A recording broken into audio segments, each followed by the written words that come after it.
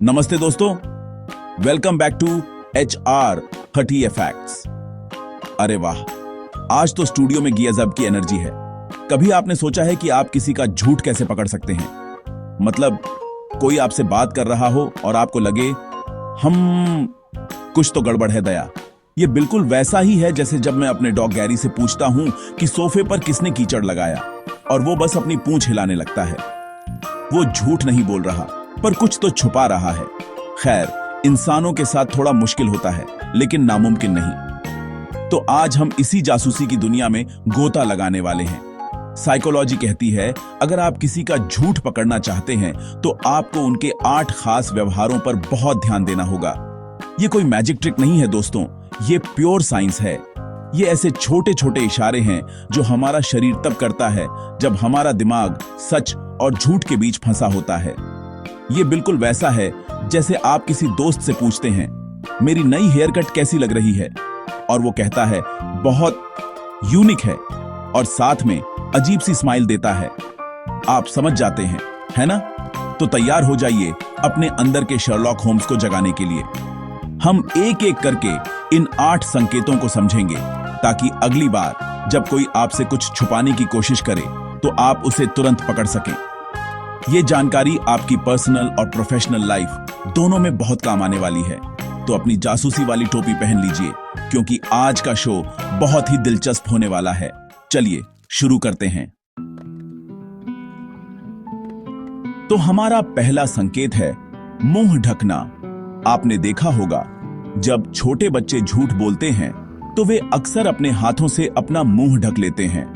ये एक बहुत ही स्वाभाविक प्रतिक्रिया है। साइकोलॉजी के अनुसार जब कोई व्यक्ति झूठ बोल रहा होता है तो उसका अवचेतन मन उन झूठे शब्दों को बाहर आने से रोकने की कोशिश करता है। यह ऐसा है जैसे उनका शरीर खुद कह रहा हो, नहीं नहीं, ये मत बोलो, ये सच नहीं है। यह एक बहुत ही आदिम इशारा है जो हमारे अंदर गहराई तक बसा हुआ है। यह सिर्फ बच्चों तक ही सीमित नहीं है, बड़े भी ऐसा करते हैं, बस उनका तरीका थोड़ा अलग होता है। हो सकता है कि वे पूरा मुंह न ढकें, लेकिन वे बात करते समय अपनी उंगलियां होठों पर रख सकते हैं या अपनी मुट्ठी से ठुड्डी को सहारा दे सकते हैं, जिससे उनका मुंह थोड़ा ढक जाए। ये एक अनजाने में की गई कोशिश होती है ताकि वे अपने बोले गए झूठ से खुद को दूर कर सकें। तो अगली बार जब कोई आपसे बात करते हुए अपना मुंह ढकने की कोशिश करे तो थोड़ा ध्यान दीजिएगा। हो सकता है दाल में कुछ काला हो। अब आते हैं दूसरे संकेत पर, जो है नाक को छूना। यह बहुत ही आम और दिलचस्प संकेत है। आपने कई बार लोगों को बात करते करते अपनी नाक को हल्के से खुजलाते या छूते हुए देखा होगा। रिसर्चर्स ने पाया है कि जब कोई झूठ बोलता है तो उसके शरीर में एक केमिकल रिएक्शन होता है जिसे पिनोकियो इफेक्ट कहते हैं। जी हां, वही लकड़ी का लड़का जिसकी झूठ बोलने पर नाक लंबी हो जाती थी। असल में झूठ बोलने के तनाव से चेहरे में, खासकर नाक में, रक्त का प्रवाह बढ़ जाता है। इस बढ़े हुए रक्त प्रवाह के कारण नाक के ऊतकों में हल्की सूजन और खुजली महसूस हो सकती है। इसी खुजली को मिटाने के लिए व्यक्ति अनजाने में अपनी नाक को छूता है। यह एक बहुत ही सूक्ष्म इशारा हो सकता है, जैसे नाक के किनारे को हल्का सा रगड़ना। तो यह सिर्फ एक नर्वस आदत नहीं है, इसके पीछे एक शारीरिक कारण भी हो सकता है।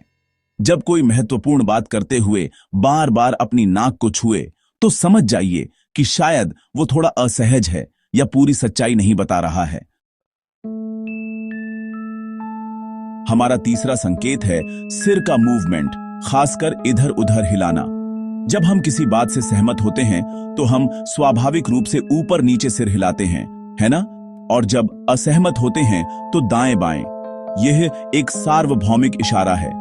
लेकिन जब कोई व्यक्ति झूठ बोल रहा होता है तो उसके शब्दों और उसके शरीर की भाषा में एक विरोधाभास पैदा हो सकता है। मान लीजिए आप किसी से पूछते हैं, क्या तुमने यह काम किया? और वह कहता है, हां, मैंने ही किया है। लेकिन ऐसा कहते हुए वह अनजाने में अपना सिर हल्का सा दाएं बाएं हिलाता है। यह एक बहुत बड़ा रेड फ्लैग है। उसका मुंह हां कह रहा है, लेकिन उसका शरीर ना कह रहा है। यह संकेत देता है कि वह जो कह रहा है उस पर उसे खुद यकीन नहीं है। यह शरीर और दिमाग के बीच का एक छोटा सा संघर्ष है जो बाहर आ जाता है। तो शब्दों के साथ साथ उनके सिर की हरकतों पर भी नजर रखें। अब बात करते हैं चौथे संकेत की, आंखों को रगड़ना। आंखें आत्मा की खिड़की होती हैं और जब कोई झूठ बोलता है तो वह इस खिड़की को बंद करने की कोशिश कर सकता है। आंखों को रगड़ना अक्सर इस बात का संकेत होता है कि व्यक्ति उस धोखे को देखना नहीं चाहता जो वह दे रहा है, या वह उस व्यक्ति को देखने से बचना चाहता है जिससे वह झूठ बोल रहा है। यह एक तरह का बचाव तंत्र है। यह इशारा भी हमारे बचपन की आदतों से जुड़ा है। जब बच्चा कुछ ऐसा नहीं देखना चाहता जो उसे पसंद नहीं है तो वह अपनी आंखें ढक लेता है। बड़े होने पर यह इशारा थोड़ा बदल जाता है और हम अपनी आंखों को रगड़ने लगते हैं। यह इस बात का भी संकेत हो सकता है कि व्यक्ति आई कांटेक्ट बनाने से बच रहा है, क्योंकि झूठ बोलते समय नजरें मिलाना बहुत मुश्किल होता है। तो अगर कोई आपसे बात करते हुए अपनी आंखें रगड़ रहा है तो हो सकता है कि वह कुछ अप्रिय सच से अपनी नजरें चुरा रहा हो। पांचवां संकेत है कान को बार बार छूना या पकड़ना। यह इशारा उस कहावत से जुड़ा है, बुरा मत सुनो। जब कोई व्यक्ति झूठ बोल रहा होता है तो वह अनजाने में अपने कान को छू सकता है। यह इस बात का प्रतीक हो सकता है कि वह अपने ही बोले गए झूठ को सुनना नहीं चाहता। यह एक तरह की आंतरिक बेचैनी और चिंता को दर्शाता है। वे अपने कानों को ढककर उस झूठ की आवाज को ब्लॉक करने की कोशिश कर रहे होते हैं। यह इशारा अलग अलग तरीकों से हो सकता है। कोई अपने कान के पिछले हिस्से को खुजला सकता है, कोई ईयरलोब को खींच सकता है, या कोई अपनी उंगली कान के अंदर डालने की कोशिश कर सकता है। यह सब इस बात का संकेत है कि व्यक्ति जो सुन रहा है या कह रहा है उससे वह असहज है। यह चिंता का एक क्लासिक संकेत है, और जब इसे झूठ बोलने के अन्य संकेतों के साथ देखा जाता है तो यह एक मजबूत सबूत बन सकता है कि सामने वाला पूरी तरह ईमानदार नहीं है। हमारा छठा संकेत है गर्दन खुजाना। यह एक और बहुत ही खुलासा करने वाला इशारा है। जब कोई व्यक्ति झूठ बोलने के कारण तनाव या दबाव महसूस करता है तो उसकी गर्दन और चेहरे की नसों में झुनझुनी या खुजली महसूस हो सकती है। इस बेचैनी को कम करने के लिए वह अपनी गर्दन को खुजला सकता है। आमतौर पर लोग तर्जनी यानी इंडेक्स फिंगर से अपनी गर्दन के साइड वाले हिस्से को खुजलाते हैं। यह इशारा अक्सर संदेह या अनिश्चितता से जुड़ा होता है। जब कोई व्यक्ति कहता है मुझे यकीन नहीं है कि मैं आपकी बात से सहमत हूं, तो वह अक्सर अपनी गर्दन खुजलाता है। इसी तरह जब कोई झूठ बोल रहा होता है तो वह अपने ही शब्दों पर संदेह कर रहा होता है, और यह शारीरिक रूप से गर्दन खुजलाने के रूप में प्रकट हो सकता है। यह एक अनैच्छिक क्रिया है जो दिखाती है कि व्यक्ति अपनी कही बात को लेकर पूरी तरह से आश्वस्त नहीं है और उसे शक है कि उसकी चोरी पकड़ी जा सकती है। सातवां संकेत है कॉलर को खींचना। यह एक क्लासिक सीन है जो आपने फिल्मों में जरूर देखा होगा। जब कोई किरदार झूठ बोलते हुए पकड़ा जाता है तो वह घबराकर अपनी शर्ट के कॉलर को खींचता है, जैसे उसे सांस लेने में तकलीफ हो रही हो। यह सिर्फ फिल्मी ड्रामा नहीं है, इसके पीछे भी साइकोलॉजी है।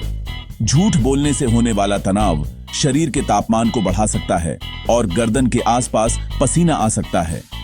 इस बढ़ी हुई गर्मी और पसीने के कारण व्यक्ति को घुटन महसूस हो सकती है और वह हवा के लिए जगह बनाने के लिए अपने कॉलर को खींचता है।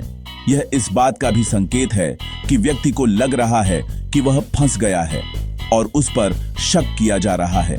यह एक शारीरिक प्रतिक्रिया है जो मानसिक दबाव को दर्शाती है। तो अगर आप किसी से कोई मुश्किल सवाल पूछते हैं और वह अपने कॉलर को ठीक करने या खींचने लगता है तो यह एक बड़ा संकेत हो सकता है कि आपने उसे असहज कर दिया है। और हमारा आठवां और आखिरी संकेत है मुंह में उंगलियां रखना। यह इशारा हमें सीधे हमारे बचपन में ले जाता है। जब बच्चे असुरक्षित या तनाव में महसूस करते हैं तो वे अक्सर आराम के लिए अपना अंगूठा चूसते हैं। यह एक आत्म सुखदायक व्यवहार है।